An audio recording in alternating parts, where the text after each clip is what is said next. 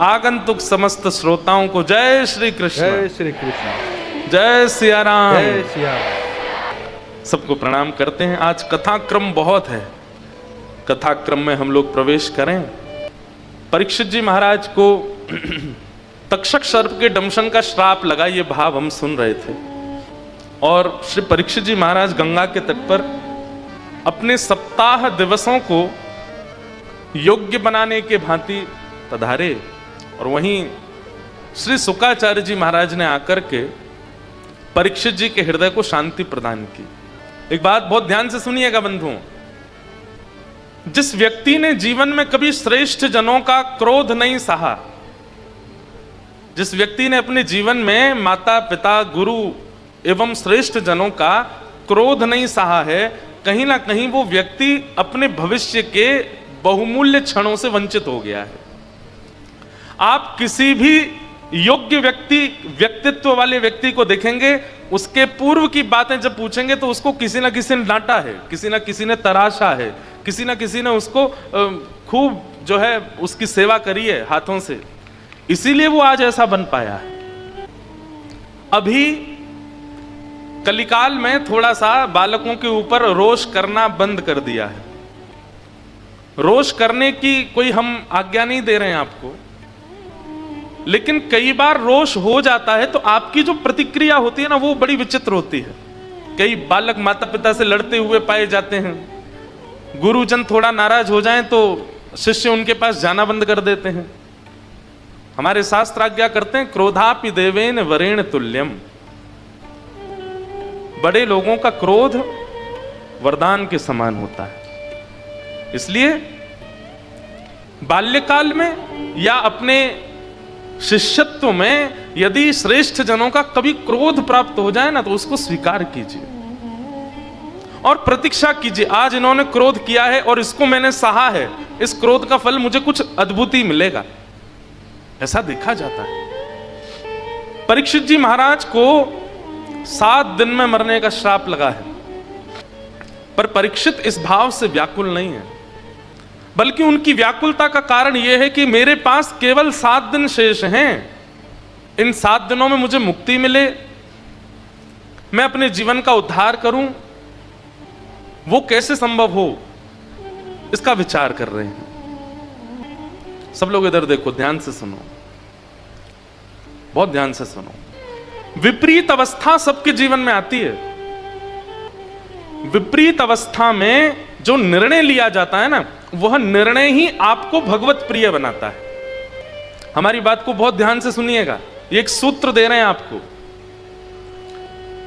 अनुकूल अवस्था में ऐसा आप माने कि ठाकुर जी आपको देख नहीं रहे हैं, क्योंकि अनुकूल अवस्था से सब बढ़िया चल रहा है, समय से भोजन चल रहा है, कोई टेंशन नहीं है, रात में समय से सो रहे हैं, समय से उठ रहे हैं, खूब खा रहे हैं, पी रहे हैं, आनंद कर रहे हैं, धन भी आ रहा है, सब बढ़िया, बिल्कुल सेटलमेंट चल रहा है, तो समझो ठाकुर जी की दृष्टि अभी नहीं है। लेकिन जैसे ठाकुर जी देखना प्रारंभ करते हैं ना, तो फिर विपरीतता आती है, और वो विपरीत अवस्था में आपके द्वारा किया गया निर्णय, उसको ठाकुर जी बहुत ध्यान से देखते हैं। अब ये क्या निर्णय लेगा, कैसे निर्णय लेगा।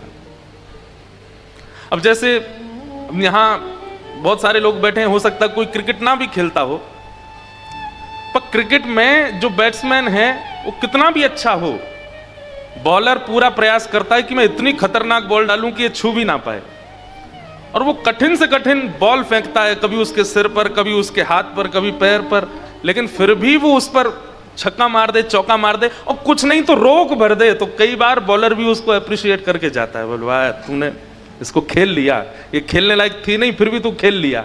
और छक्का मार दे तो फिर पूरा स्टेडियम ही खड़ा हो जाता है। ठीक वैसे ही ये कर्म रूपी बॉलर हमारे सर से लेके पैर की एक एक नस को देख लेता है, और हर उस नस पे एक और चीज होती है क्रिकेट में, जब इंटरनेशनल क्रिकेट होता है ना, प्लेयर को कई बार बॉल लग जाती है तो बॉलर जानबूझ के जहां लगी है वहीं बॉल मारता है कि आउट हो, ये कैसे भी जाए, लेकिन फिर भी बॉलर खेल जाता है तो उसके फिर सालों तक चर्चा रहती है।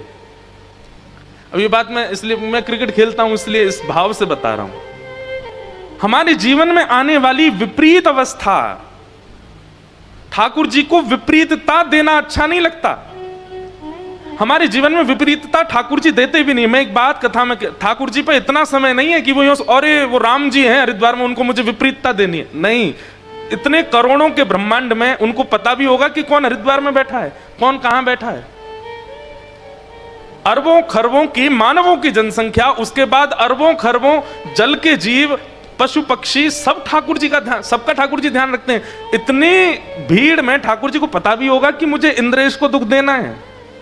नहीं, ये तो हमारे प्रारब्ध है, ये तो कर्म है, कर्म के भाव से आता है। लेकिन जब विपरीतता आती है, उस विपरीतता में जो निर्णय हम लेते हैं वो ठाकुर जी देखते हैं, वो ठाकुर जी देखते हैं कि इसके जीवन में अब कठिन स्थिति आई है, अब ये क्या निर्णय ले रहा है, ये कैसे एक्शन ले रहा है, क्या विचार कर रहा है, अब क्या सोच रहा है, उससे ठाकुर जी प्रसन्न होते हैं। इसलिए विपरीतता जीवन में जब आती है उससे विचलित मत होइए, बल्कि सद्गुरुओं के चरण पकड़ के इन सत्संगों के माध्यम से उस विपरीतता का समाधान ढूंढिए, उसमें एक ऐसा निर्णय लीजिए अब कई लोग होते हैं, विपरीतता सबके जीवन में आती है, पर उसमें जब आप टूट के रोने लगते हो, ठाकुर जी कहते हैं अब ये हार गया।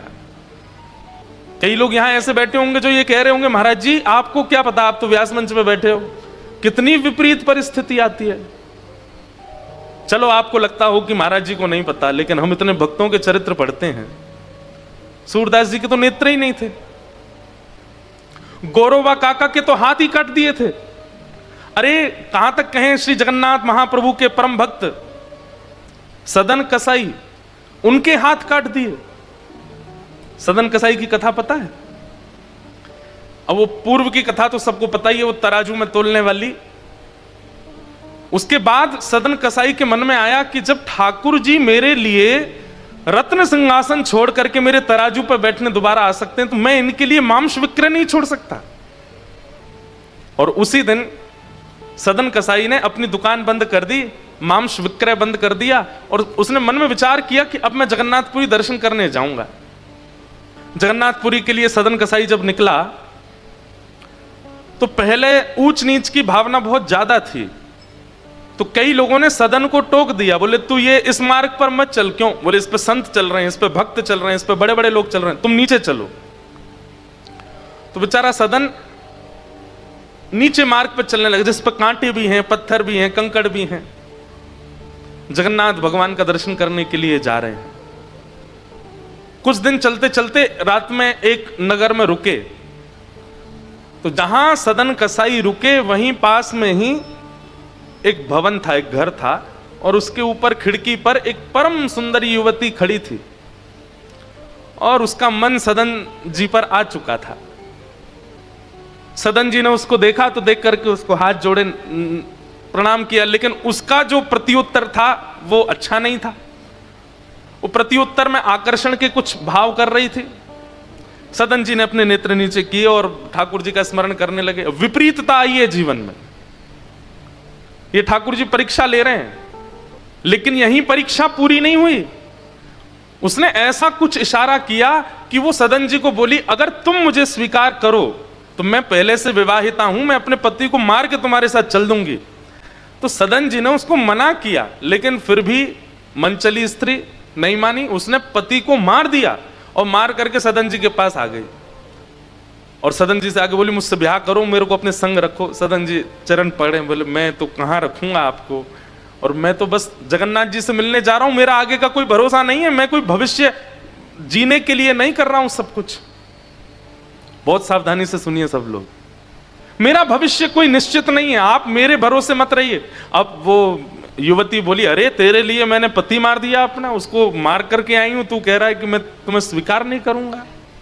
मुझे स्वीकार करो, नहीं तो मैं हल्ला करके पूरे गांव को बुला दूंगी। सदन जी बोले, मैं बाकी सब सह लूंगा, लेकिन आपको स्वीकार नहीं कर पाऊंगा, क्षमा करो। और उस स्त्री ने हल्ला करके पूरे गांव को इकट्ठा किया, सबसे झूठ बोल दिया कि इसने मेरे पति को मार दिया। वैष्णव का एक स्वरूप होता है कि वो ज्यादा से ज्यादा शांत रहने का प्रयास करता है, बोलता कम है।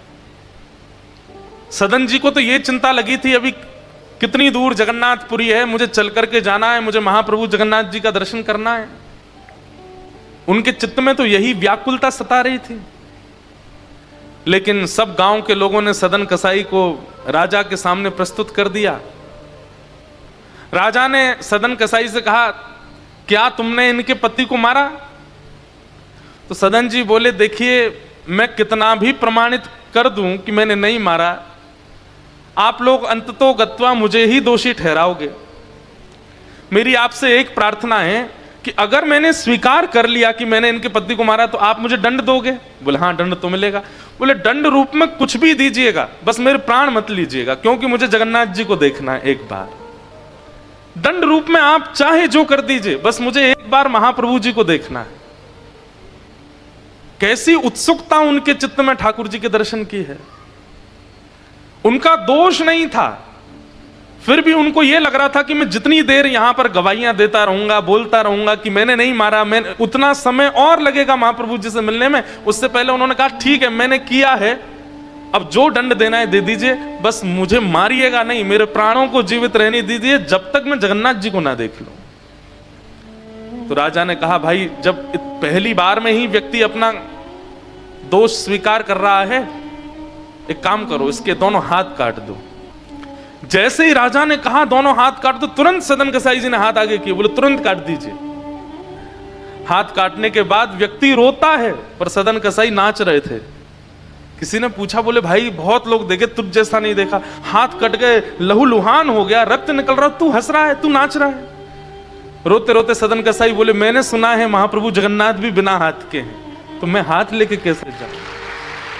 मेरे महाप्रभु जी जब बिना हाथ के हैं तो मैं हाथ लेके कैसे जा सकता हूं? वास्तव में तो शायद अब मैं अधिकारी बना हूं उनके दर्शन का। राजा भी समझ गए, बोले कि इनका दोष है नहीं, लेकिन सबने नतमस्तक होकर के प्रणाम किया सदन जी को और बोले, बस मुझे अब मत रोकिए, मुझे जाने दीजिए। राजा ने चिकित्सा करवा दी हाथ की, थोड़ी उस पर मल्लम वगैरह लगा दी, लेकिन भुजाएं तो कट चुकी हैं, केवल यहां तक हाथ हैं दोनों। कितनी विपरीत अवस्था, लेकिन सदन कसाई व्याकुल नहीं हुए, विचलित नहीं हुए, चल पड़े जगन्नाथ जी से मिलने। जैसे ही श्री क्षेत्र जगन्नाथ आया, भगवान जगन्नाथ जी का एक विशेषता है कि उनका जो नील चक्र है मंदिर के ऊपर का, वो दूर किलोमीटरों दूर से दिखाई दे जाता है। आप कभी, मैं अपने दर्शन की विधा बता रहा हूं, भुवनेश्वर से जैसे ही हम जाते हैं पुरी के लिए, तो मेरी नजर बस गाड़ी के चारों तरफ घूमती रहती है कि कैसे भी, अब तो मुझे पता है किस दिशा में दिखते हैं, और मुझे यह भी पता कौन सा बोर्ड आता है जिसके बाद सबसे पहले नील चक्र दिखता है, और उसके बाद भी कम से कम 8-9 किलोमीटर दूर रह जाते हैं जगन्नाथ जी, वहीं से नील चक्र दिखता है। जैसे ही सदन कसाई ने नील चक्र देखा, व्याकुल हो गए। दोनों भुजा नहीं है, बार बार गिर जाते हैं, बड़ी मुश्किल से उठते हैं, लेकिन महाप्रभु जी इतने त्याग में भक्त को कैसे अस्वीकार करें? महाप्रभु जी ने तुरंत अपनी ब्रह्म वेदी पर बैठे बैठे पुजारियों को आज्ञा की, बोले मेरा एक परम भक्त आया है, मेरा एक परम वैष्णव भक्त आया है, मैं उसके दर्शन के लिए बड़ा व्याकुल हो रहा हूं। पुजारी सब बोले, भगवान आज्ञा करें, क्या करें? बोले तुरंत पालकी लेके उसको लेके आओ। पुजारी जी तुरंत पालकी लेकर के निकल पड़े। बोले कोई भगवान का, अच्छा ना तो ठाकुर जी ने रूप बताया, ना नाम बताया, ना कोई कदकाठी बताई, बस एक मेरा परम भक्त आ रहा है, उसको लेने पालकी लेके जाओ। पुजारी सब पालकी लेकर के आए, जहां से नीलाचल धाम में वैष्णव प्रवेश करते हैं, वहां जाकर के पुजारी आपस में बोले, भगवान ने रूप नाम कद तो बताया नहीं, अब किसको लेके जाएं इसमें बैठा के? तो पुजारियों ने कहा, भैया सुनिए सुनिए सुनिए, महाप्रभु जगन्नाथ जी ने ये पालकी भेजी है और ये कह करके भेजा है कि मेरा एक परम वैष्णव भक्त आ रहा है, आप में से जो परम वैष्णव हो इस पालकी पे बैठ जाओ। महाराज वहां तो लड़ाई होने लगी, सब लड़ने लगे, हम हैं परम वैष्णव। दूर खड़े सदन कसाई अपनी कटी हुई भुजाएं ऐसे जोड़ करके बैठे थे, बोले जिसके लिए महाप्रभु जी पालकी भेजे उस भक्त का दर्शन आज पहले करूंगा मैं, फिर महाप्रभु जी को देखूंगा। लेकिन वहां तो इतनी भीड़ लग गई पालकी में चढ़ने वालों की, सब गिनाने लगे, हम 2 लाख नाम जप करते हैं, हमने इतने अनुष्ठान किए, हमने इतनी तीर्थ यात्रा करी है, हमारे लिए ही महाप्रभु जी ने पालकी भेजी है। पुजारी बोले ऐसे नहीं भैया, एक बार फिर से जाओ मंदिर में, पूछ के आओ महाप्रभु जी से कौन है, उसका नाम तो बताओ, उसका कुछ तो बताइए। पुजारियों ने जाकर के पूछा, हे महाप्रभु जी, महाप्रभु जगन्नाथ जी तुम लेके नहीं आए उसको? बोले आपने नाम तो बताया नहीं उसका, उसका कुछ तो बताइए, पहचान कैसे होगी कि वो है कौन जिसको लेके आना पालकी में। महाप्रभु जगन्नाथ जी के नेत्र सजल हो गए, बोले जैसा बिना हाथ का मैं हूं वैसा ही वो भी है, उसको लेके आओ, उसको मेरे पास लाओ।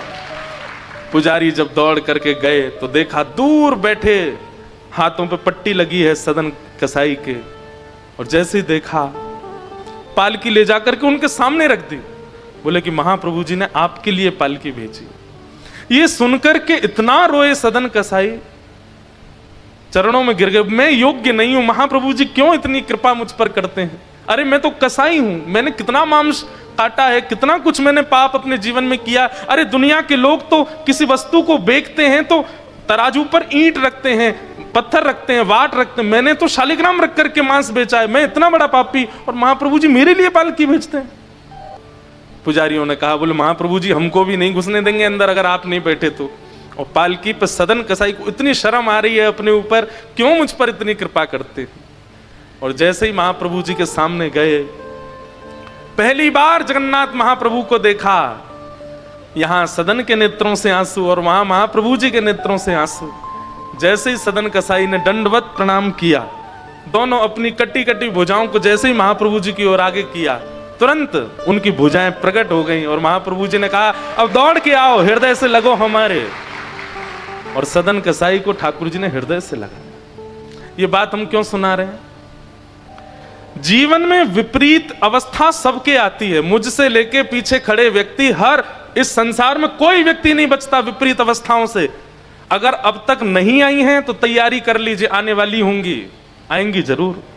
और आके चली गई हैं तो कुछ दिन सांस ले लीजिए, फिर आने वाली हैं, ये जाएंगी कहीं नहीं।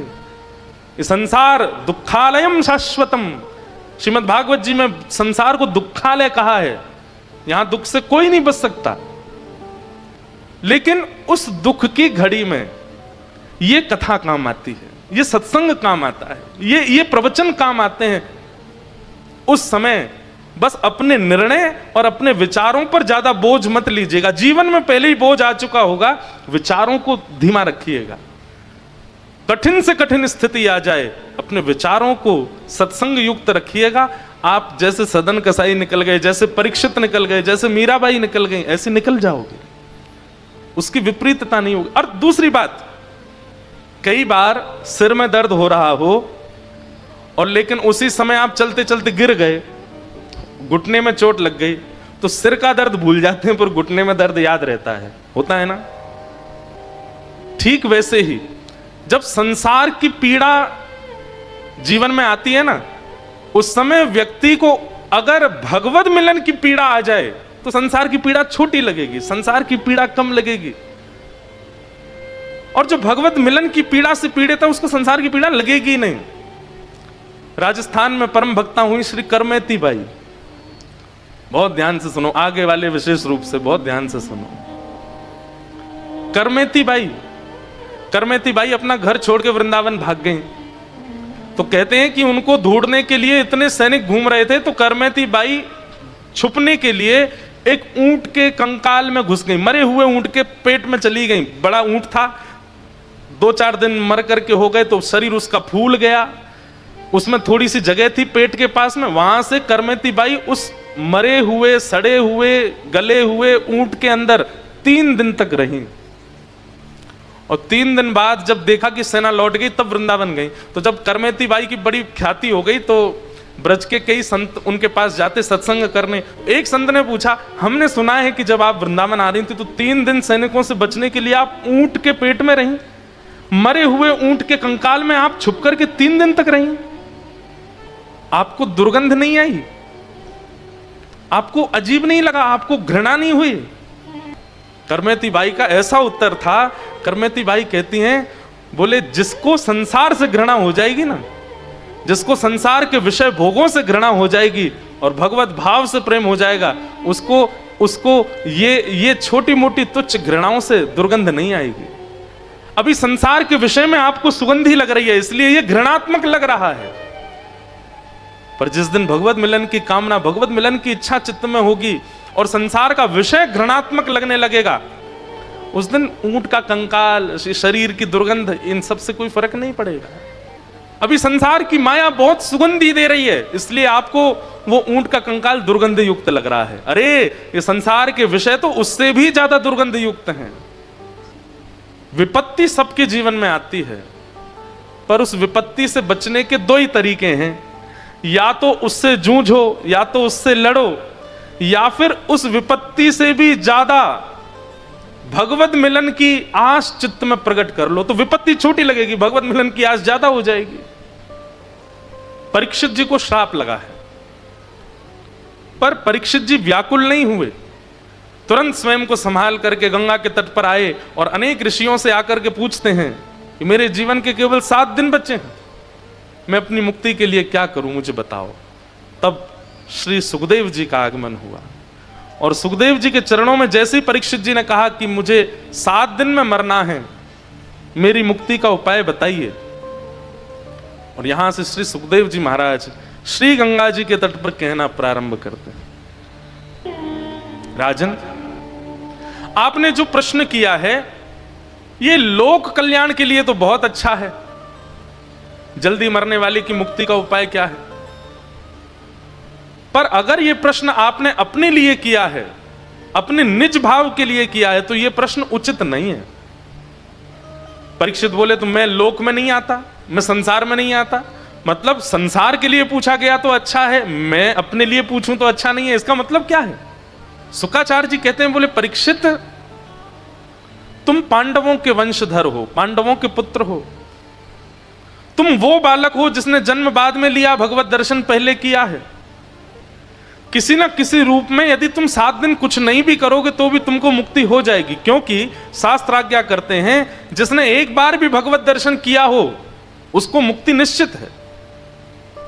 जिसने एक बार भी ठाकुर जी देख लिए हैं उसकी मुक्ति निश्चित है। राक्षसों को भी मुक्ति मिली है, कंस को भी मिली, पूतना को भी मिली, अघासुर बकासुर धनु सब वैकुंठ में बैठे हैं, सबको मिली है मुक्ति। परीक्षित, तुम्हारी मुक्ति का उपाय पूछना, ये तो ऐसा प्रतीत होता है कि धनवान व्यक्ति ये पूछ रहा है कि मैं सोना कहां से लूं। अरे तुम पे है इतना, और क्या चाहिए तुमको? तुम्हारे पास तो मुक्ति है, धरोहर में मिली हुई है तुमको, तुम मुक्ति की याचना कर रहे हो, इसलिए यह प्रश्न तुम्हारे लिए अच्छा नहीं है। हां, लोक कल्याण के लिए पूछ रहे हो तो ठीक है। मैं इस बात को कभी कभी सोचता हूं तो विचार करता हूं कि गुरु इन्हें कहते हैं, जो प्रश्न का उत्तर दे दे वो गुरु नहीं, वो भी गुरु हैं, पर जो प्रश्न पूछना सिखा दे वो गुरु। प्रश्न होने कैसे चाहिए, प्रश्न की स्थिति क्या होती है। परीक्षित, तुम मुक्ति की कामना मत करो, तुम्हारे पास तो मुक्ति है, और तुम्हें मुक्ति नहीं भी मिल रही होगी तो तुम्हें 7 दिन में मरने का श्राप लगा है। आज पहला दिन है, निकलने दो, दूसरा दिन भी निकलने दो, तीसरा, चौथा, 5वां, 6वां, 7वां दिन भी आ जाए और तक्षक सर्प तुमको डसने आ रहा हो, उसके डसने से 1 सेकंड पहले मैं तुम्हारे कान में श्री कृष्ण शरणम मम, हरि शरणम, नमो नारायणाय कुछ भी कह दूंगा, भगवान नाम तुम्हारे कान में जैसे ही जाएगा और उसके बाद तुम्हारे प्राण निकलेंगे तो तुम्हारी मुक्ति निश्चित है। क्योंकि हमारी शास्त्र आज्ञा करते हैं, श्रीमद् भागवत जी आज्ञा करती हैं, अंते नारायण स्मृति। सोचिए नाम कितना विशाल है कि आपने जीवन भर पाप किए, जीवन भर दुष्कर्म किए, लेकिन गलती से अगर अंतिम क्षण में भगवान नाम ले लिया, प्राण त्यागते त्यागते मुख से निकल पड़ा श्री राधा और प्राण निकल गए, जीवन में चाहे जो किया हो सब शून्य हो जाएगा, सब नष्ट हो जाएगा। नाम कितना श्रेष्ठ है कि कोई व्यक्ति अपनी अंतिम स्थिति में हो और जीवन भर उसने कुछ भी किया हो, लेकिन अगर वो अपनी अंतिम श्वास त्यागते समय मुख से बोल दे नारायण, तो फिर जीवन भर का जितना भी उसका किया धरा है सब रबड़ से मिटा देंगे चित्रकेतु। कुछ नहीं, अरे ये तो बहुत, उसने बहुत पिया था, कुछ नहीं, इसने बहुत गलत काम किया, कुछ नहीं, सब मिट जाएगा, 0/0 हो जाएगा, तो सीधे मुक्ति प्राप्त होगी। आप लोग कहोगे महाराज जी ये तो अच्छी बात नहीं, किसी ने इतना दुष्कर्म किया, परस्त्री संग किया, परपुरुष संग किया, मदिरा पान किया, मांस भक्षण किया, और वो तो नाम गा करके भगवत धाम चला जाएगा, उसका सब लेखा जोखा सब नष्ट हो जाएगा। अब हमारी बात ध्यान से सुनो, जब व्यक्ति का अंतिम क्षण याद आता है, अंतिम क्षण आता है, मानो जैसे अंतिम सेकंड चल रहे हो किसी व्यक्ति के, उन अंतिम क्षणों में उसको सब याद आ जाएगा सिवाय भगवान के, ठाकुर जी याद नहीं आते। और किसी व्यक्ति को पता भी चल जाए कि मेरा अंतिम क्षण है, मेरे प्राण जाने वाले हैं, तो उसकी बुद्धि में सब घूम जाएगा, जन्म से लेकर के मृत्यु पर्यंत एक एक वो सीन जो आप भूल चुके हो वो भी याद आते हैं। 2 वर्ष की, 3 वर्ष की, 4 वर्ष की अवस्था में क्या किया था, 5 साल की उम्र में 7-8 सेकंड के अंदर सब घूम जाता है दिमाग में। किन से ब्याह हुआ था, बच्चे कैसे हुए थे, कहाँ गए थे, किसको कितना रुपया दिया था, क्या बनाया था, किसके साथ छल किया था, किसको गाली दी थी, किससे कपट किया था, किससे झूठ बोला था, किससे निंदा की थी, किसके स्तुति की थी, सब याद आ जाएगा। लेकिन हरिद्वार में कथा सुनी थी ये याद नहीं आएगा, वृंदावन में परिक्रमा की थी ये याद नहीं आएगा, गिरिराज जी में परिक्रमा हुई थी ये याद नहीं आएगा, बद्रीनाथ धाम गए थे, जगन्नाथपुरी गए थे, वो याद नहीं आएगा। अंत में नारायण स्मरण नहीं होता, और जबकि उसी से ही मुक्ति मिलती है, वही नहीं होता। कोई व्यक्ति अगर अपने अंतिम क्षण में भगवान नाम सुन ले तो ये भागवत जी आदि शास्त्रों ने स्टैम्प पेपर पर साइन करके कहा है कि उसको मुक्ति मिल गई है, लेकिन ये संभव नहीं हो पाता। आप कहेंगे तो उसके लिए क्या करें, अंत में भगवान नाम आ जाए। उसके लिए जितनी श्वास है, जितना समय अभी जीवित है, उतना स्मरण कर लो। हाँ, एक बात हम दावे से कह सकते हैं, हमको तो कथा ही याद आएगी, क्योंकि हम करते ही कथा हैं जीवन भर। हमको तो लीला ही याद आएगी, हमको तो ठाकुर जी याद आएंगे और गिरधर लाल जी याद आएंगे। क्यों? जीवन भर किया ही क्या है, केवल तीर्थों में गए, धामों में गए, कथाएं की हैं, ठाकुर जी की सेवा की, अनुष्ठान किया है। भगवान करे नजर नहीं लगे इस बात को। जिस भाव की संख्या जीवन में ज्यादा होगी, अंतिम क्षण में वही स्मृति में आएगा। जिस भाव का पटला ज्यादा झुका हुआ होगा जीवन में, चाहे वो माया का हो, चाहे वो संपत्ति का हो, चाहे वो कर्मों का हो, चाहे वो विषयों का हो, भले ही विषय करते करते आपने भगवत स्मरण किया है, भले ही संपत्ति कमाते कमाते तीर्थ यात्रा की, पर जिसका पटला भारी है अंतिम क्षण में वही याद आएगा। हमारा भजन का पटला तो ऊपर है। सीधी बात, आप संसार में इतने फंसे हैं कि वहां से समय निकाल करके भजन करते हैं। परिवर्तित होना चाहिए। भजन में इतने व्यस्त हैं कि भजन से समय निकाल के संसार को समय देते हैं, तो ऐसा हो सकता है अंतिम क्षण में भगवत स्मृति हो जाए। कई लोग कहते हैं महाराज जी संतों के चेहरे में इतना आकर्षण क्यों होता है, ये वृंदावन के महात्मा इतने अच्छे क्यों लगते हैं? क्योंकि संसारी जीव संसार में व्यस्त रहता है, ठाकुर जी के लिए समय निकालता है, और संत जन ये भजन में व्यस्त रहते हैं, संसार के लिए समय निकालते हैं। कभी कभी पटला भारी कहां का ज्यादा है, अंतिम क्षण में वही स्मरण में आने वाला। इसलिए हम ये नहीं कहते कि सब तज हरि भज, ये भी बात तो है, पर सबको प्रायोरिटी मत दो, प्रायोरिटी भजन को दो। बाकी सबको जीवन में स्थान दो, पर प्रायोरिटी में भजन होना चाहिए, प्रायोरिटी में ठाकुर जी होने चाहिए, प्रायोरिटी में सेवा होनी चाहिए। अब विपरीतता तो आएंगी, रुकावटें तो आएंगी, लेकिन करो। अंते नारायण स्मृति, अंत में भगवत स्मरण होना, यह सामान्य बात नहीं। परीक्षित जी महाराज से सुखदेव जी कहते हैं, परीक्षित ये प्रश्न तुम्हारे लिए उचित नहीं है, तो फिर मैं क्या करूं, इन 7 दिनों में मैं क्या करूं? आप तो कह रहे हैं मुझे मुक्ति मिल ही जाएगी, तो फिर इन 7 दिनों का उपयोग कैसे करूं? तब शुक्राचार्य जी कहते हैं, तुम 7 दिन में मुक्ति की कामना मत करो, 7 दिन में भक्ति की कामना करो।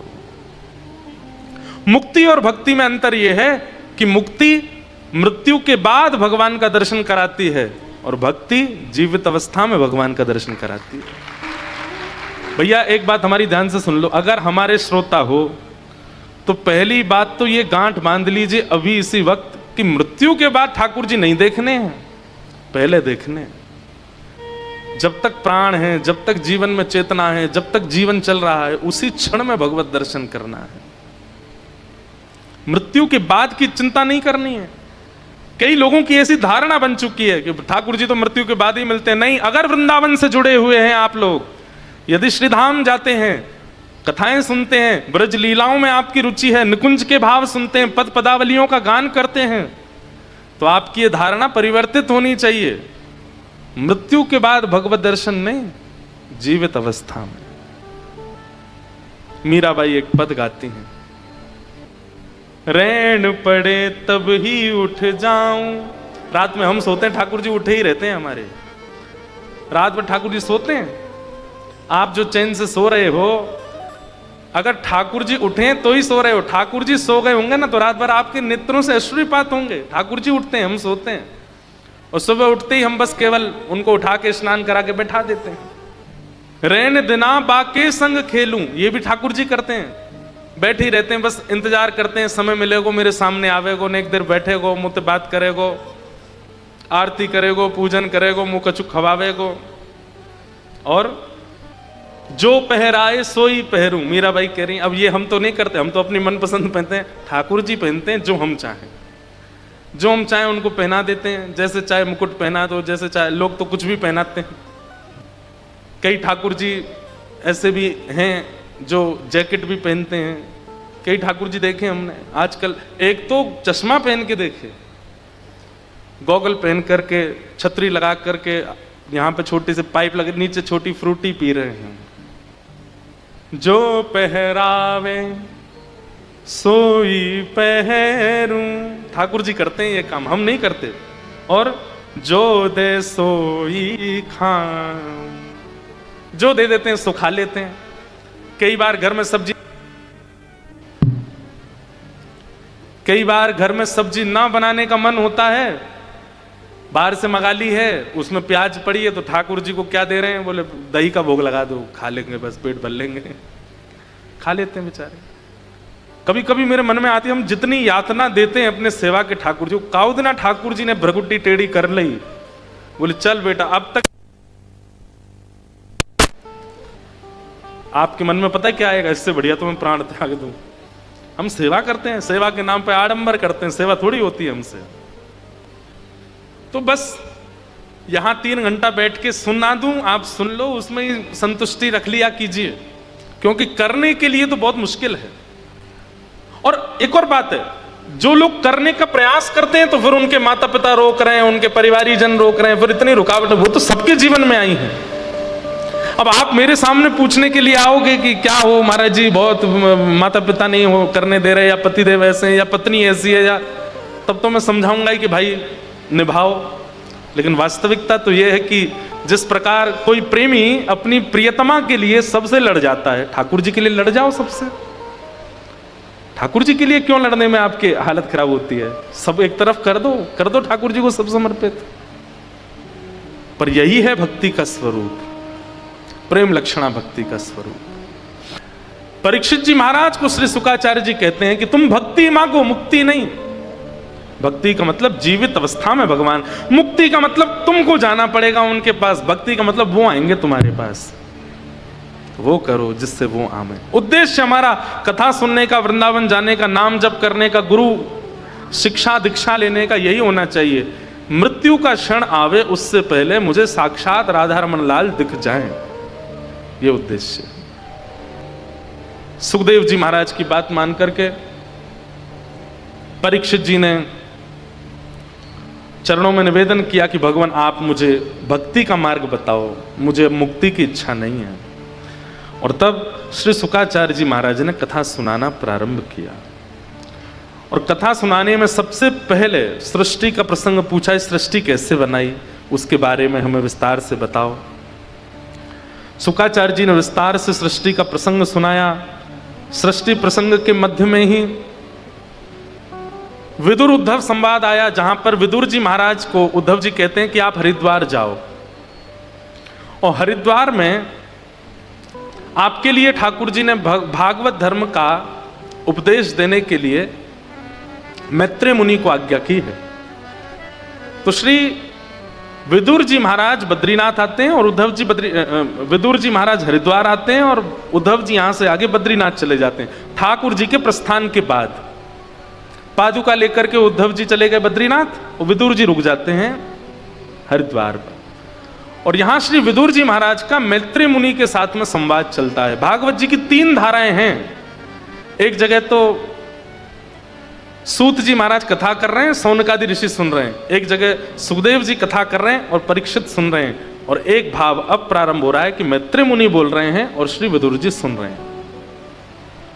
विदुर जी महाराज ने मैत्री मुनि से सृष्टि प्रसंग सुना, पुनः सृष्टि प्रसंग सुनाया गया। और इसी प्रसंग में ही इस पृथ्वी का निर्माण और पृथ्वी पर प्रथम मानव के रूप में स्वयंभू मनु का आगमन। स्वयंभू मनु शत्रुपा के 2 पुत्र और 3 पुत्री हैं।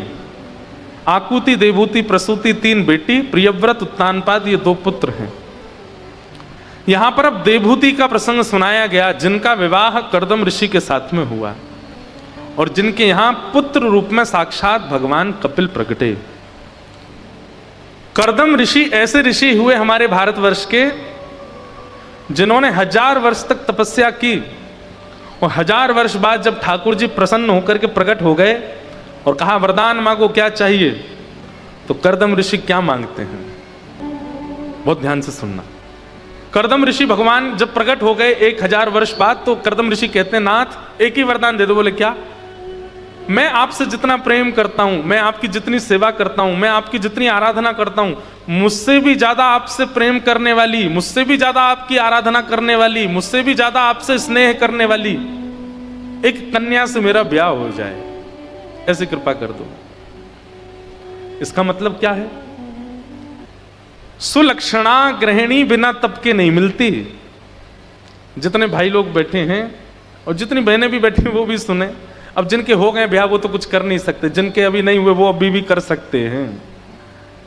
कर्दम ऋषि ने तपस्या की है किसके लिए? एक सद्गृहिणी पत्नी की प्राप्ति के लिए। और हमें चाहिए कि हम केवल डॉक्टर बन जाएं, चार्टर्ड अकाउंटेंट बन जाएं, अपने आप ही अच्छे घर की लड़की आई जाएगी जीवन में। नहीं, तब करना पड़ेगा, भजन करना पड़ेगा, तभी। अब हाँ, खाने पीने वाली तो आ जाएंगी, पर भगवत भक्त तो उसके लिए तो तप करना पड़ेगा, तभी आएंगे। आजकल संसारी लोग हैं, संसारी युवा हो गए हैं और संसारी युवाओं को संसारी प्रिय लगते हैं।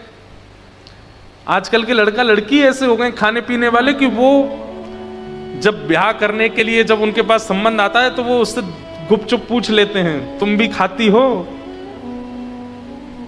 तुम भी पीती हो? बोल हाँ। अरे फिर तो माता जी को बोल दो हाँ है, दोनों रात में पिया करेंगे। बहुत विचित्र संसार हो गया है। पहले ऐसे कहा जाता था कि लड़का खाता पीता नहीं हो तो ही ब्याह करेंगे, अब यह खाता पीता होना चाहिए, हमारी बेटी रह ही नहीं पाएगी। ये कलयुग नहीं है तो क्या है? कहां किसी समय पर गुण देख कर के ब्याह किया जाता था, अब यह देखा जाता है अब गुण नहीं है तो मैं कैसे रहूंगा। ये कितना विचित्र संसार है। आजकल स्कूल यूनिवर्सिटी के बच्चे, हम जाता हूं मैं कभी कभी यूनिवर्सिटीज में, तो वहां देखने में आता है सबसे कम मित्र उन लोगों के जो बहुत सुधरे हुए हैं और सबसे ज्यादा मित्र उनके जो बिगड़ैल हैं, 1 नंबर के। जो बालक रात्रि 10:30 11 बजे सो जाता हो, बच्चे उससे बात नहीं करते, बोले अरे भाई ये तो बहुत सुधरा हुआ है भाई, हमारे संग नहीं निभेगी तुम्हारी। इसलिए अब तप करना पड़ेगा, ब्याह के लिए तप करना पड़ेगा। कर्दम ऋषि ने किया। एक बात बताएं, अनुकूल पत्नी मिले, अनुकूल पति मिले, भगवान की बहुत बड़ी कृपा। और अगर प्रतिकूल पत्नी मिले, प्रतिकूल पति मिले, तो भगवान की बहुत बड़ी कृपा, विशेष कृपा।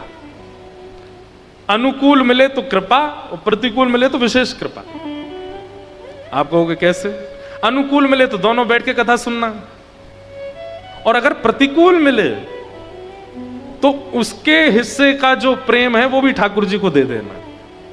अब अनुकूल मिलेगा तो प्रेम में भी विभाजन होगा ना। अनुकूल अगर मिलेंगे जीवन साथी तो प्रेम में विभाजन होगा, थोड़ा प्रेम उनको देना पड़ेगा, अनुकूल है। लेकिन प्रतिकूल मिले तो पूरा ही पूरा ठाकुर जी को दे दो, लो इनके बटका भी आपको अर्पित।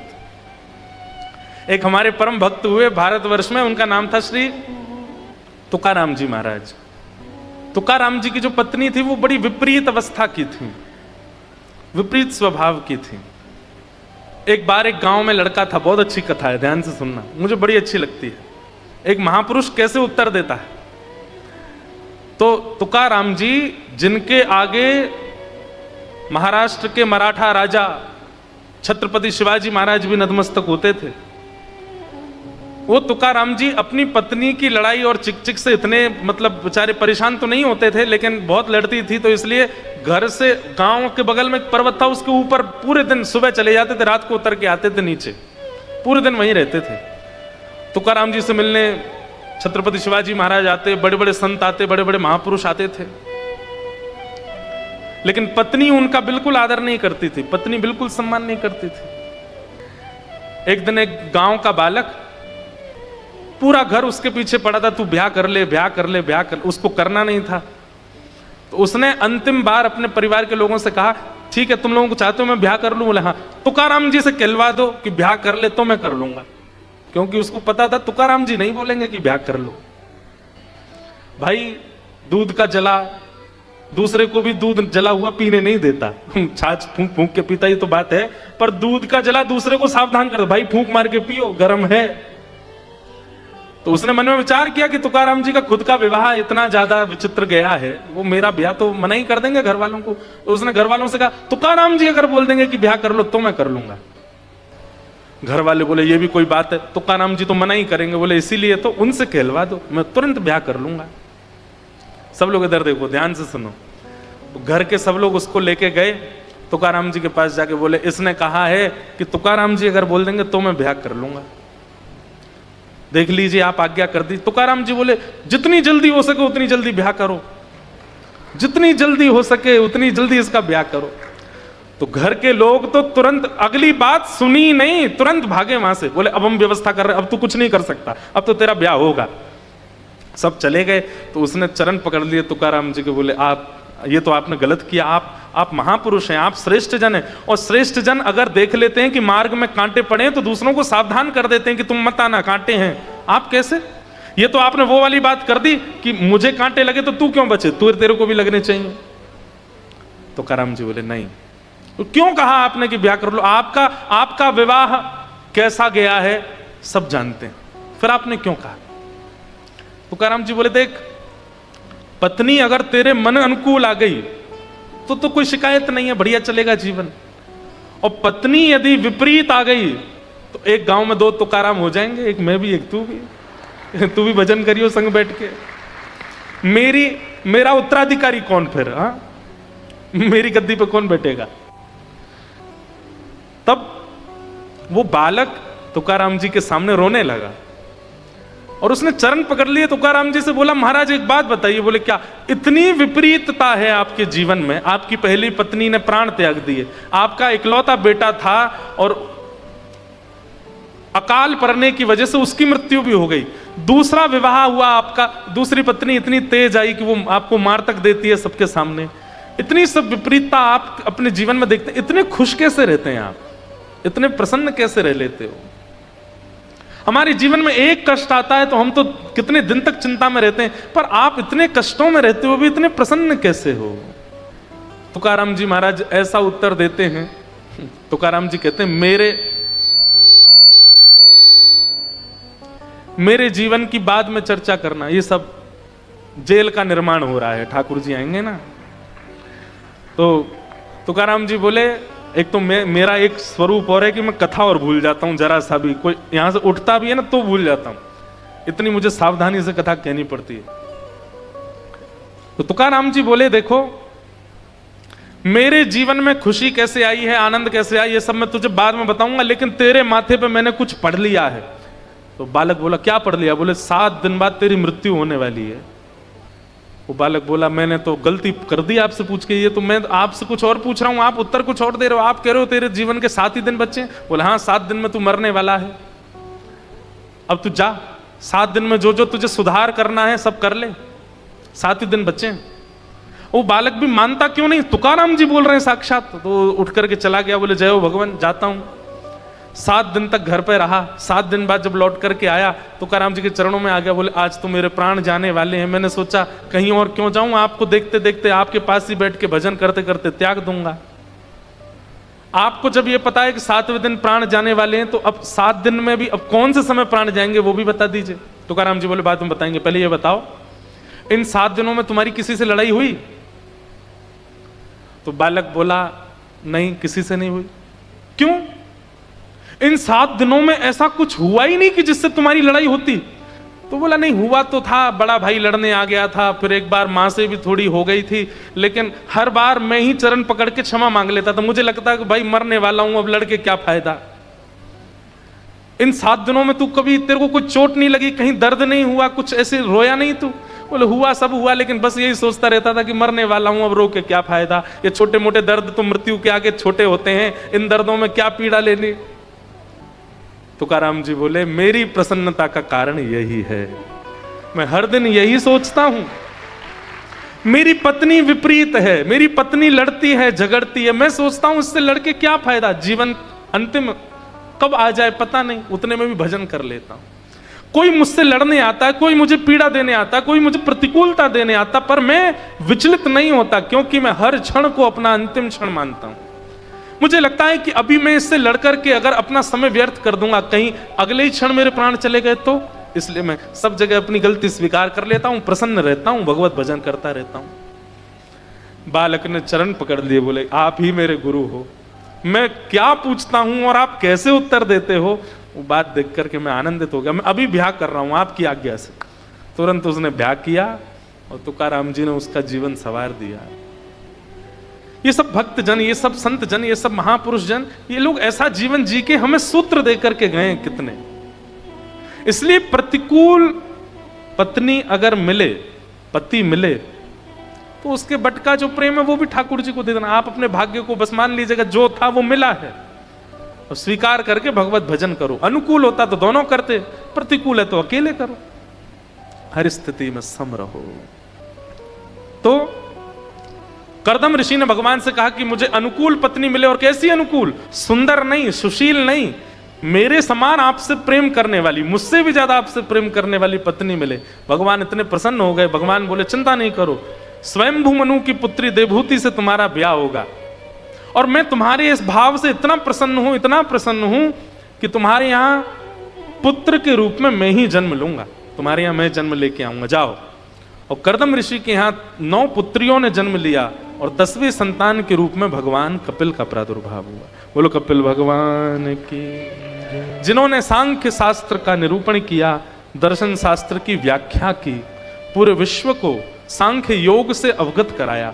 अद्भुत ज्ञान के प्रणेता श्री कपिल भगवान देवहूति माता के साथ में सुंदर संवाद करते हैं। उस कथा को बड़े भाव से यहाँ पर सुनाया गया। सब, अब कथा तो बहुत बड़ी है, अनेक बार कही है विस्तार से, सबको प्रणाम करते हैं। आगे देवहूति माता की 2 और बहन हैं, आकुति और प्रसूति, इनका प्रसंग सुनाया गया। फिर इनके 2 भाई प्रियव्रत, उत्तानपाद। तो यहां उत्तानपाद राजा की 2 पत्नी सुनीति और सुरुचि। बड़ी पत्नी से पुत्र का जन्म हुआ, नाम हुआ ध्रुव, और छोटी पत्नी के पुत्र का नाम हुआ उत्तम। छोटी पत्नी के प्रति ज्यादा आकर्षण की वजह से बड़ी पत्नी का त्याग कर दिया। बड़ी पत्नी के पुत्र ध्रुव जब 4-5 वर्ष की अवस्था के हो गए तो अपनी मां से पूछने लगे, मां मेरे पिता कौन है। जब पिता का परिचय दिया कि सामने जो राजभवन है इसमें जो राजा हैं वही तुम्हारे पिता हैं। अपने पिता को देखने के लिए ध्रुव जी जैसे ही राजभवन में गए तो पिता की गोद में दूसरा बालक देखा, छोटी मां का बेटा। वो देख करके ध्रुव जी के मन में आया कि इस गोद का अधिकारी तो मैं भी हूं। जैसे ही अपने पिता की गोद में जाने के लिए आगे बढ़े, छोटी मां ने रोक दिया और कहा कि वो तुम्हारे पिता हैं, पर मैं तुम्हारी मां नहीं हूं, इसलिए तुम इस राज्य गद्दी पर नहीं बैठ सकते। अगर तुम्हें अपने पिता की गोद में बैठना है या उस राज्य गद्दी पर बैठना है तो भगवान का भजन करो, भगवान को प्रसन्न करके प्रकट करो, और जब भगवान कहें वरदान मांगो तो वरदान में यह मांगना कि मेरा जन्म छोटी मां के गर्भ से हो, मेरे गर्भ से जन्म लेकर के जब आओगे तब बैठोगे यहां। छोटे से ध्रुव जी महाराज रोते रोते अपनी मां के पास। अब ये सब कथाएं ना, इनका विस्तार इतना सुंदर है। सुनीति का रूप क्या है हमारे जीवन में, सुरुचि का रूप क्या है हमारे जीवन में, ध्रुव कौन है हमारे जीवन में, इस सब का बड़ा अर्थ है, पर वो समय की पाबंदी है, थोड़ा सा समझा देते हैं। सुनीति और सुरुचि ये 2 पत्नियां हैं, हम सबकी 2 पत्नी हैं। सुनीति यानी कि बुद्धि और सुरुचि यानी कि मन, हम सबकी 2 पत्नी हैं। जैसे उत्तानपाद राजा छोटी पत्नी के प्रति ज्यादा आकर्षित है, ऐसे हम भी छोटी पत्नी के प्रति आकर्षित रहते हैं। छोटी पत्नी कौन? मन। अच्छा, यह भी प्रमाणित है कि यह छोटी पत्नी कैसे है, क्योंकि बुद्धि तो तभी एक्टिव हो जाती है जब हमारा जन्म होता है, पर मन 12 साल के बाद, 13 साल के बाद, 14 साल के बाद एक्टिव होना शुरू। आजकल के बच्चों का तो 6 साल में ही हो जाता है। 3 साल के बच्चे को, 2 साल के बच्चे को मां जो खिला दे खा लेगा, जो पहना दे पहन लेगा। 6 साल का बच्चा तक भी मां अगर उसको छोटे कपड़े पहना दे वो भी पहन के चला जाता है। 7 साल का होते ही फिर उसकी इच्छाएं प्रकट होने लगती हैं, मैं तो ऐसे पहनूंगा, मैं तो वहां जाऊंगा। तब मन का जन्म होता है। तो मन छोटी पत्नी है, और छोटी पत्नी के प्रति हमारा आकर्षण ज्यादा होता है। और कभी कभी आकर्षण इतना ज्यादा हो जाता है कि हम बड़ी पत्नी का त्याग ही कर देते हैं, यानी कि मति। लेकिन मति से जो जन्म होता है वो होता है ध्रुव का। ध्रुव का मतलब क्या? ध्रुव का अर्थ ही होता है कल्याण, ध्रुव का अर्थ ही होता है परम सत्य। और छोटी पत्नी से जो जन्म होता है वो होता है सुनीति के पुत्र ध्रुव और सुरुचि के पुत्र उत्तम। मन से जो जन्म होता है वो किसका होता है? उत्तम का। उत्तम वस्तु कल्याणकारी नहीं होती। अब आप मुझसे पूछो आपको अच्छा क्या लगता है, उत्तम क्या लगता है, तो अच्छी बात में मैं मन से जो जन्मा उसी का नाम लूंगा। क्या? रसगुल्ला अच्छा लगता है, तो रसगुल्ला एक ही अच्छा है। जैसे ही 2 खाने शुरू किए, 3 खाया, 4 खाया, फिर वो बिगाड़ेगा ही। मन से जन्म लेने वाली वस्तु कल्याणकारी नहीं हो सकती, वो कुछ समय की प्रिय हो सकती है। लेकिन हम लोग मन के इतने आदी हो जाते हैं कि बुद्धि का त्याग कर देते हैं। आप लोग कहोगे महाराज जी तो फिर क्या करें, बुद्धि के अधीन रहना चाहिए? नहीं, इसका अर्थ क्या है? मन और बुद्धि दोनों अलग अलग विचार ना करें। ये दोनों जब अलग अलग विचार करते हैं तभी व्यक्ति महासंसारी हो जाता है। बुद्धि अलग विचार करती है, मन अलग विचार करता है। आध्यात्मिक व्यक्ति कथा सुनते सुनते, गुरु आश्रय में रहते रहते उसका क्या होता है? बुद्धि और मन ये एक धारा हो जाती है। जो मन की इच्छा होती है वही बुद्धि की इच्छा। और ये दोनों एक तभी हो सकते हैं जब मन में और बुद्धि में, दोनों में श्री कृष्ण बैठे हो। बुद्धि में संसार, मन में श्री कृष्ण, तो भी विलग होगा। बुद्धि में श्री कृष्ण, मन में संसार, तो भी विलग होगा। और इन दोनों में यदि श्री कृष्ण हो गए तो एक धारा हो जाएगी, और वही व्यक्ति आध्यात्मिक पथ, भक्ति पथ का पथिक बन के श्री कृष्ण की प्राप्ति कर लेगा, अपने जीवन का उद्धार कर लेगा। हमारी कथा में एक नियम बनाऊंगा मैं कि भाई खाली हाथ मत बैठो। ये तो सूत्र ऐसे सुंदर कभी कभी आते हैं मंच से लिखने वाले हैं। ये जीवन के कितने सूत्रों का उत्तर मिलता है यहां से। तो बड़ी पत्नी के पुत्र ध्रुव को डांट दिया छोटी पत्नी ने। ध्रुव जी महाराज मां के पास रोते हुए गए कि मां, छोटी मां ने ऐसा कहा, वन में जाके भगवान का भजन करके उनको प्रसन्न करके छोटी मां के गर्भ से जन्म हो मेरा, ऐसा वरदान मांगू। तो बड़ी मां ने कैसे समझाया ध्रुव को? ध्रुव को बोली, बेटा व्यक्ति क्या बोलता है उसमें ग्रहण करने वाली क्या बात है, केवल उतना सुना करो, उसके अलावा सब छोड़ दिया करो। छोटी मां ने तुमसे क्या कहा? वन में जाके भगवान को भजन करके उनको प्रसन्न करो, बस यहीं तक सुनो। इसके आगे क्या कहा उसका विचार मत करो। मां हो तो ध्रुव की मां जैसी, और कहा बेटा तू अभी जा वन में। ये संकेत समझ कि ठाकुर जी ने किसी से तुझे कहलवाया है कि तू वन में आके मेरा भजन कर, मैं तो तैयार बैठा हूं तुझसे मिलने को। जो ध्रुव जी रोते हुए गए थे वो नाचने लगे मां के आगे। मां आपने ऐसा समाधान बताया, बोले कि और जाते जाते छोटी मां के पैर और छूना, कि उन्होंने संकेत दिया है कि भगवान तुझसे मिलने के लिए वन में बैठे हैं, जा।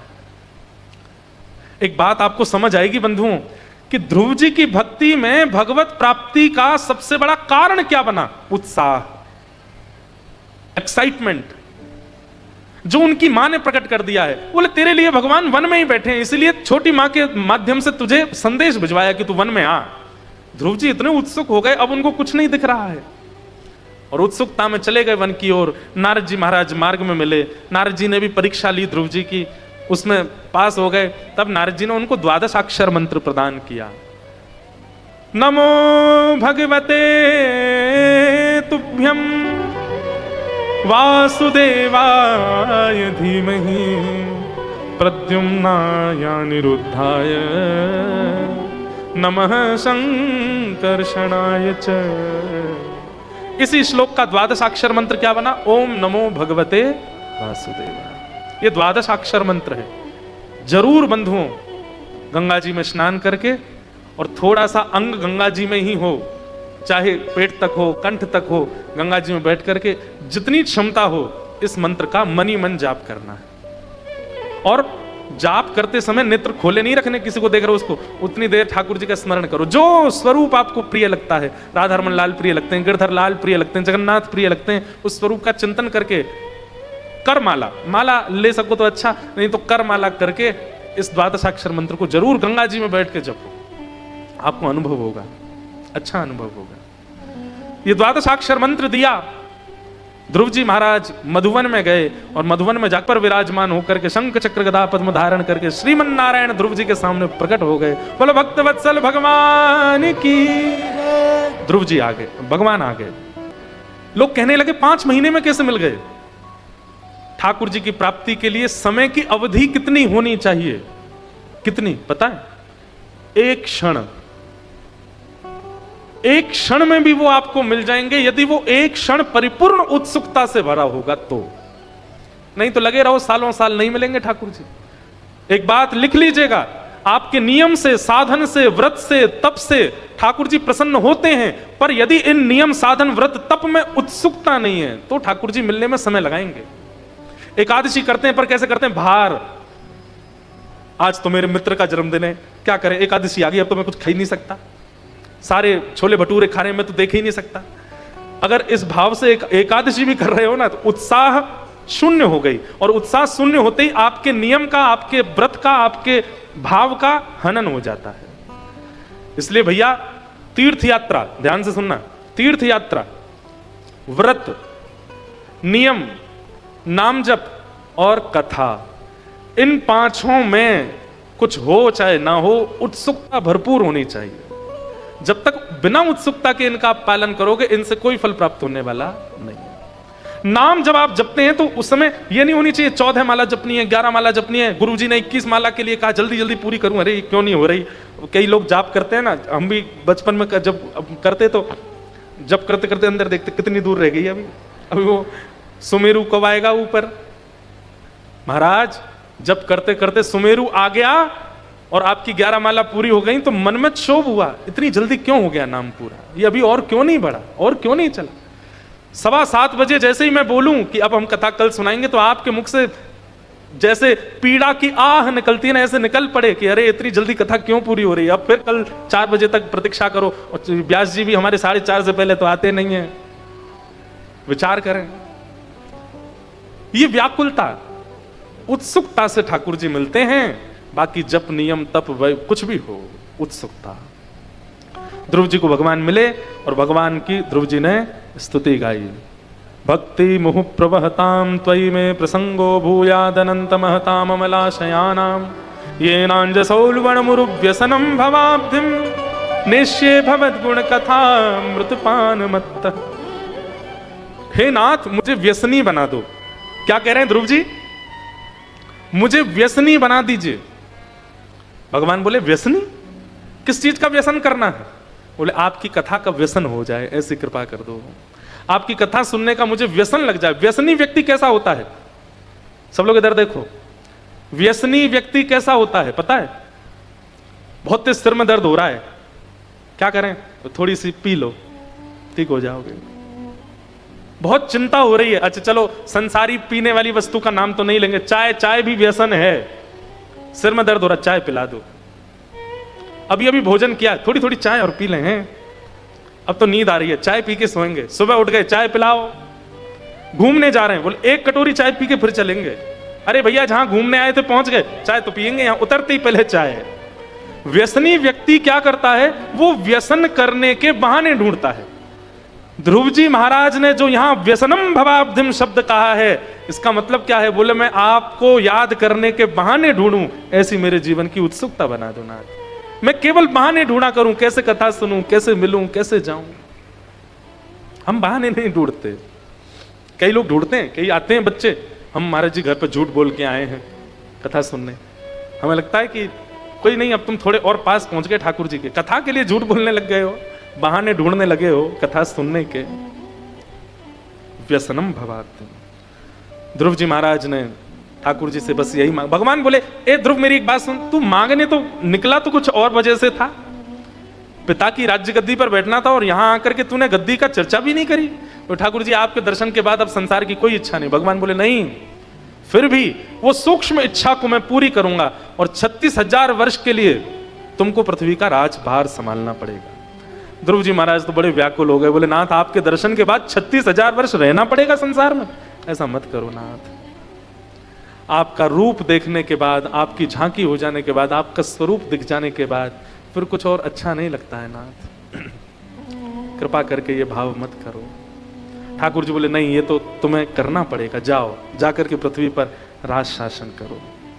और ध्रुव जी को इस प्रकार भगवान ने अपना अनुगत्य प्रदान किया। बोलो भक्त वत्सल भगवान की जय। ध्रुव जी महाराज आगे चल के इनके वंश में इनके अंग हुए, अंग के बेटा बैन हुए, बैन के यहां भगवान पथु रूप धारण करके आए। भगवान से 10,000 कान मांगने की इन्होंने याचना की। ऋषभदेव भगवान का चरित्र सुनाया गया। उन्हीं के पुत्र भरत जो कि तीसरे जन्म में जड़ भरत बने, रघुगण के साथ उनका संवाद सब सुनाया गया। अभी मास कथा हम 2 साल में एक बार मास कथा का एक जगह संकल्प ले लिया है हमने। 2 साल में एक बार 1 महीने की कथा करेंगे, तभी ये सब पूर्ण हो सकते हैं, नहीं तो इनकी पूर्ति हो नहीं सकती। इतनी विस्तृत है श्रीमद् भागवत जी की कथा। और भागवत जी कथा विस्तृत, पर उसका भाव आपको समझ आए उसके लिए कई उदाहरण बीच में देने पड़ते हैं, तो बहुत विस्तार हो जाता है। तो अगली मास कथा हमारी अप्रैल में है नासिक में, कभी संभवतः बनेगी। तो मेरा निजी मन तो बहुत है कि या तो ऋषिकेश या हरिद्वार में एक बार मास कथा हो, क्योंकि जो यहाँ का वातावरण है, जो गंगा जी की ऊर्जा है और जो यहाँ ऋषियों की तपस्या का जो भाव है ना, उसमें 1 मास पर्यंत बैठ के गंगा जी के तट पर कथा हो, ऐसा कभी बनाएंगे योजना भविष्य में। हमारी माता जी टेढ़ी टेढ़ी देख रही हैं हमको, बोले इसको तो यही लगता है करते रहे। अब क्या बताएं, अब बचपन से हमने गर्व से कथा ही सुनी है, तो और क्या आएगा, हमको यही आती है। बाकी तो ठाकुर जी कृपा करते हैं। इस प्रकार नरकों का वर्णन किया, भूगोल खगोल का वर्णन किया, वृत्रासुर की कथा का वर्णन किया, सबको हम प्रणाम मात्र कर रहे हैं। तत्पश्चात हिरण्यकश्यप के यहाँ प्रहलाद भक्त का आविर्भाव हुआ और प्रहलाद जी की रक्षा के लिए भगवान खम्भ से प्रकट नृसिंह रूप में हुए। बोलो नृसिंह भगवान की। हिरण्यकश्यप का वध किया। प्रहलाद जी ने भगवान की स्तुति गाई और स्तुति गाकर के ठाकुर जी को प्रसन्न किया। प्रहलाद स्तुति बहुत सुंदर है, कई बार विस्तार से कथाओं में सब भाव सुनाए हैं। आगे गजेंद्र मोक्ष की कथा आई, पहले दिन मैंने सुनाई थी।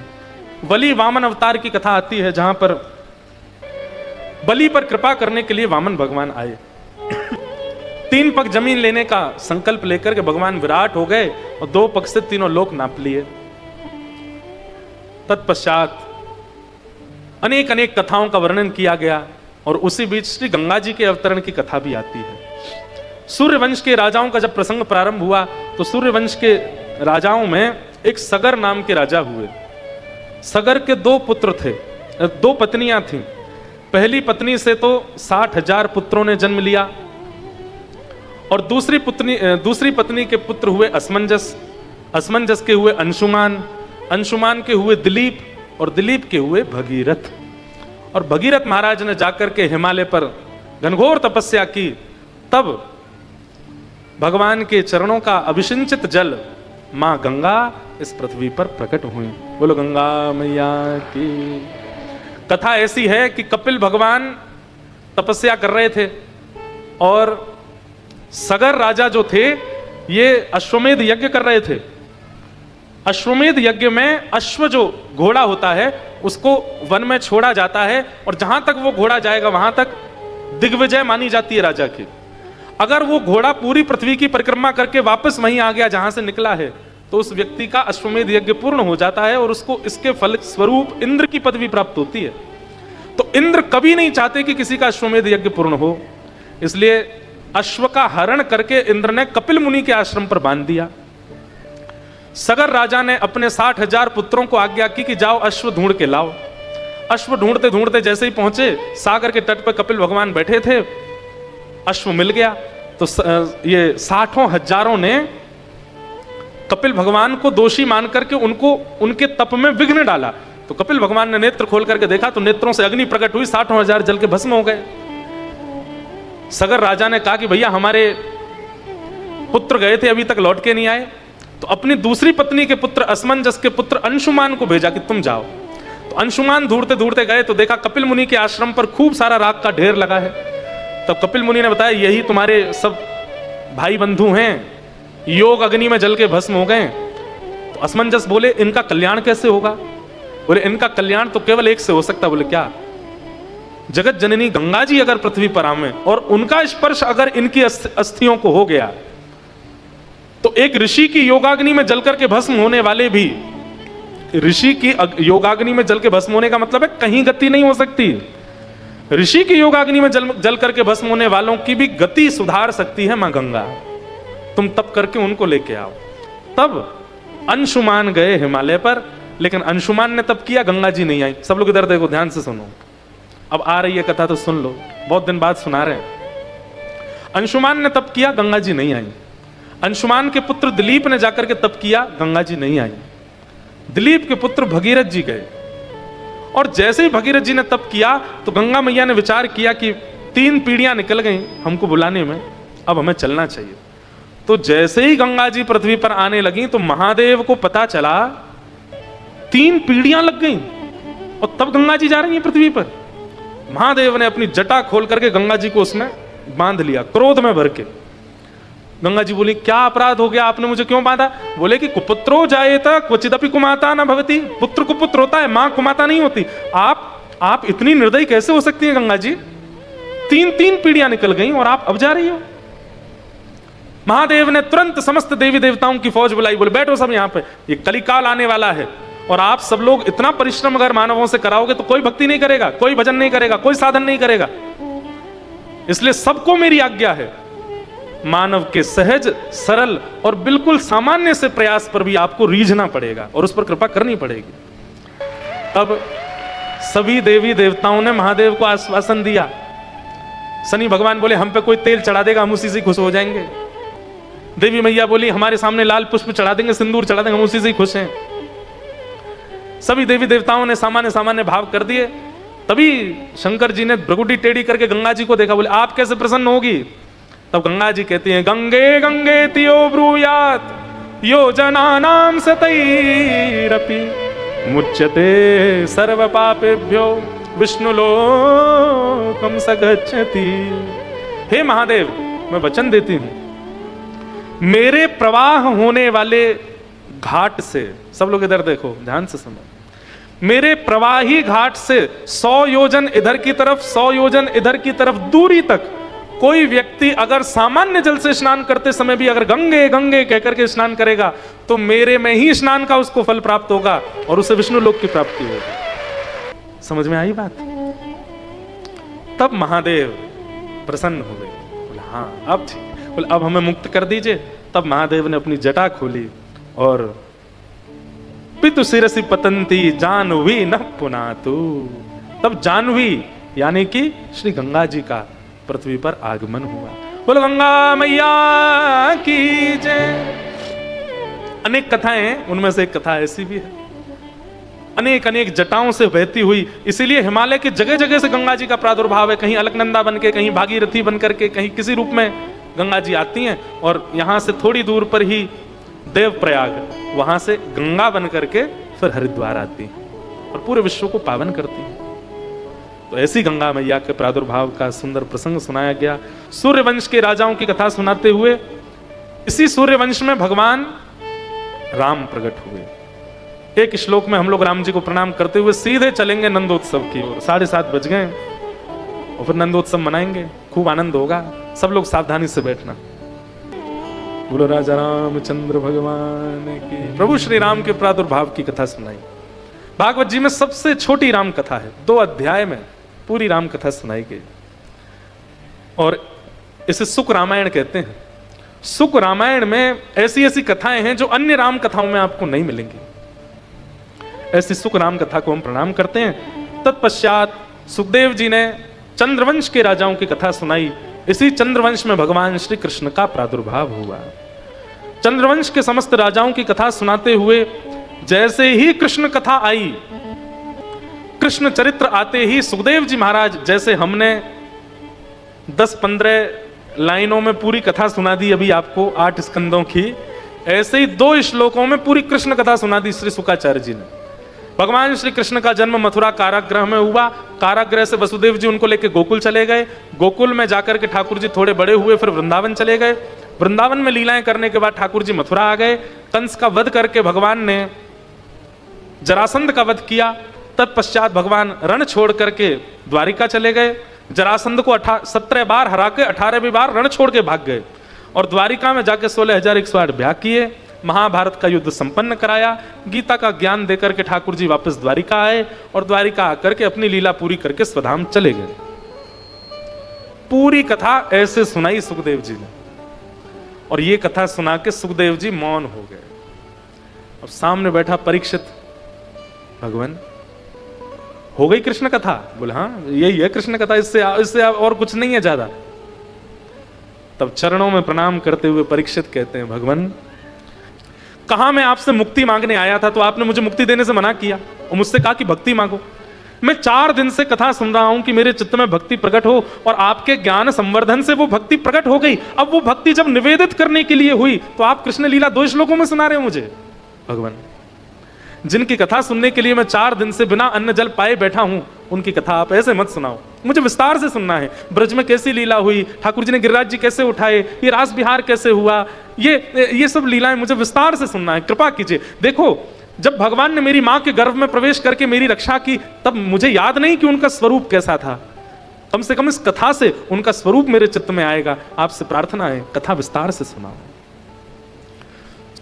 सुखदेव जी महाराज बोले 4 दिन हो गए तुमने कुछ खाया पिया नहीं, थोड़ा कुछ खा लो, थोड़ा टहलाओ बाहर, फिर सुना देंगे। ये तो भाई एक व्यवहारिक बात है।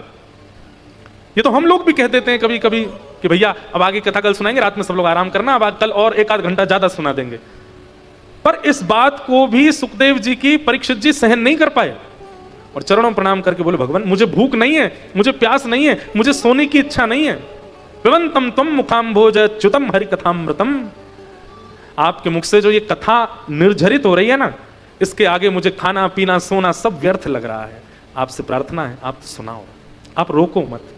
मुझे जल्दी से बताइए ठाकुर जी का जन्म कैसा हुआ, ब्रज में कैसा उत्सव हुआ, सब मुझे विस्तार से सुनाओ।